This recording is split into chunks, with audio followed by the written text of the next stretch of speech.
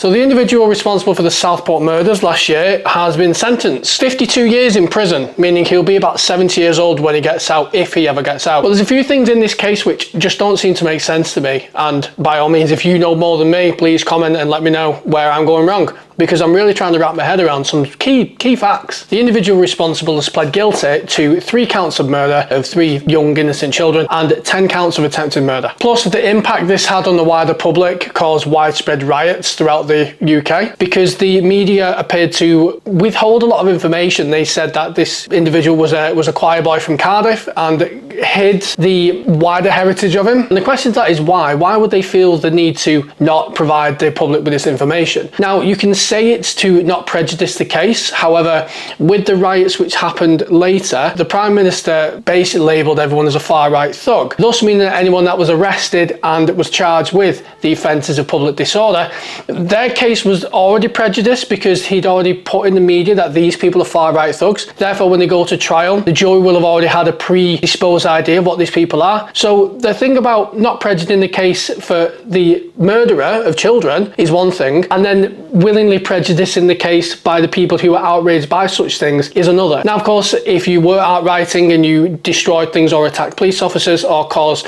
disorder by, assaulting people, you should go to prison for that because you can't do that. However, just standing there and shouting that you are quite unhappy about this, or even people that put things on Facebook or social media being put into prison for several years, all banded under the same umbrella, it's almost as if we are condemning these people for the outrage and not telling the full story about what this person did. So to me, the whole prejudice in the case thing doesn't really make sense. And you can argue, okay, well, they've received a life sentence. Now, there are actually 2 types of life sentences in the UK, and people don't generally know this. There is what's called a whole life order, where someone will never get out of prison, no matter how good they are, how rehabilitated they are, they will never get out of prison. Generally reserved for severe acts of terrorism, serial killers, or things which have like a really strong sadistic nature. So that would be a whole life order. And a life sentence is where if someone commits a murder offence, for example, they go to prison for life. Now, life doesn't mean life. Life means they spend so many years in prison and then they're released on licence.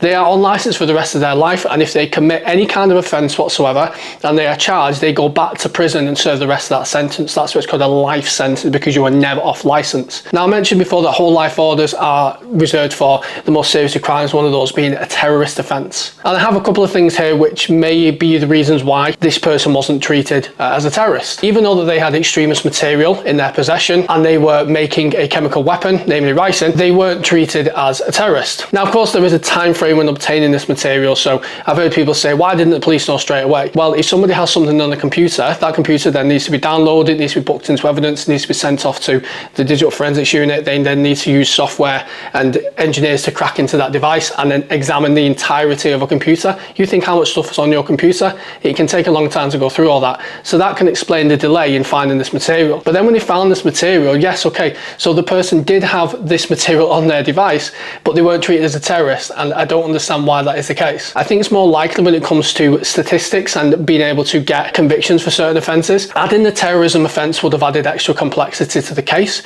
whereas we know that this person is guilty of several murders and several attempted murders, and they will go into prison for a long time anyway. We also have to consider that this person was under 18 when these offences were committed, therefore they wouldn't qualify for a whole life order anyway. So the argument may have been, would giving a terrorist offence to this person actually increase their sentence? And the chances are it probably wouldn't, which is why I think it's likely that they didn't go with a terrorism classification of the offence when they had such strong, sinister, horrendous offences anyway. And also, when you look at the offences, the offence of murder would have been prioritised over anything else. But my question to you is this: is 52 years in prison long enough as a minimum term? Chances are the person will likely stay in prison for the rest of their life without it distinctly being a whole life order. Should a whole life order apply to people under the age of 18 if they are deemed to be severe enough? Or should we even consider bringing back the death penalty or capital punishment for the most serious of offences? I'll put that question to you. Please comment below and let me know your thoughts. Please also like and subscribe and support this channel so I can continue making this content